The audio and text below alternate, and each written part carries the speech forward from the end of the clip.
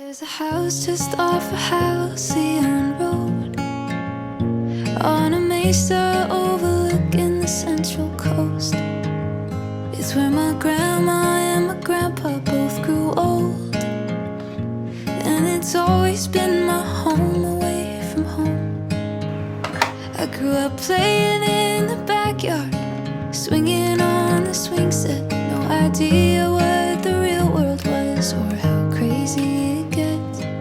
Playing hide and seek with my cousins in the trees. No clue then how much it all would mean to me.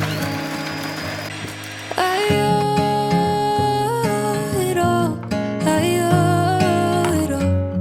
to the memories in those four walls.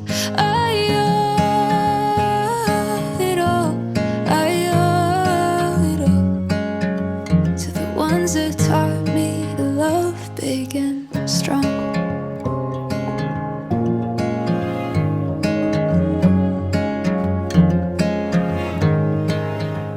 On Sunday mornings we would drive down to the beach. All the